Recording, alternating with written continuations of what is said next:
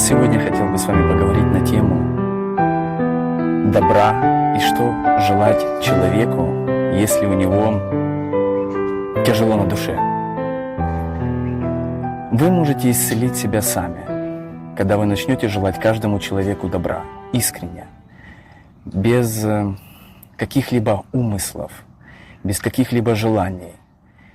Что такое желать добра? Вы запускаете энергию в пространство, чтобы эта энергия начала взаимодействовать с жизнью. Все вокруг живое. Когда вы это осознаете глубоко, вы понимаете, что ваша мысль имеет силу очень большую. Но слава Богу, нам даются возможности ограниченные по мере осознанности человека. Когда человек осознанный, у него сила мысли сильнее. Когда человек неосознанный, у него сила мысли слабее. И по мере осознанности сила мысли приобретает возможности, качества влиять на окружающее вас пространство. Когда человек учится желать добра, в первую очередь он учится настраивать свое сознание гармонично вместе с природой. Этот человек настраивается автоматически на высокие вибрации жизни. Даже если он не умеет, он желает этого научиться. Он показывает жизни: я желаю это осознать, я желаю это познать, я желаю этому научиться. И в таком случае жизнь предоставляет возможность этому человеку видеть, как его мысли будут реализовываться. Могу сказать за себя: когда я встаю, я желаю всем людям без исключения добра. Делает он плохо, делает он хорошо, делает он еще как-либо, это не важно. Прежде всего я настраиваю свое сознание на сегодняшний день. И я каждому человеку желаю добра. В моем сознании нету плохих, нету хороших.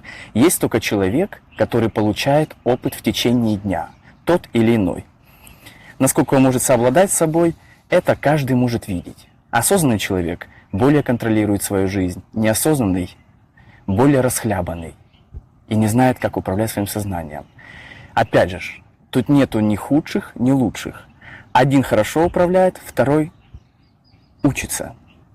И для этого важно уметь прощать, любить, уважать. Иисус недаром говорил, что подставьте вторую щеку, если вас бьют. Это не просто какое-то, знаете, там навык подчинения. Это навык и возможность другому понять, что так делать не надо. Это уже высший пилотаж. Но к этому приходит только уже осознанный человек.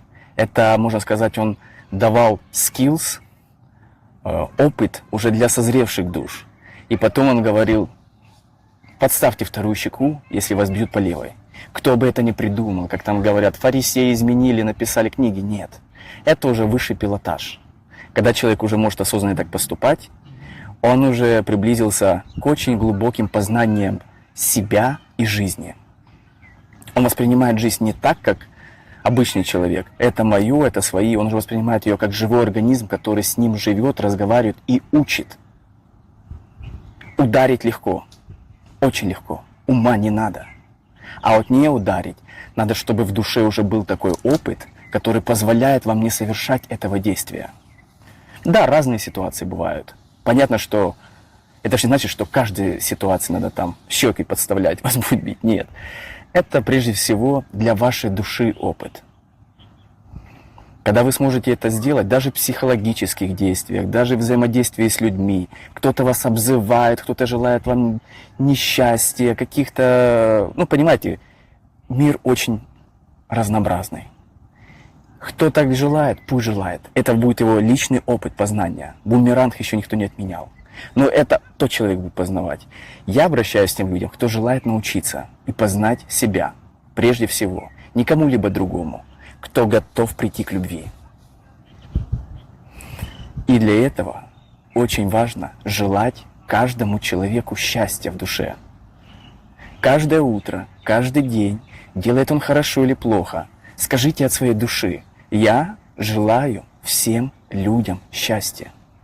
Всему пространству, всей жизни, всем ситуациям, какие бы они ни были, когда вы будете излучать эту любовь, это, хотел сказать магическое, это чудесное действие. Вы показываете жизни, что вы готовы учиться и увидеть ее с новой стороны, с той, с которой вы еще ее не воспринимали. Поверьте, это возможно. Грани познания себя не ограничены. И когда я делюсь только своим индивидуальным опытом, своей жизнью, своей любовью, с вами. Всем хорошего дня, настроения. Обнимаю и люблю.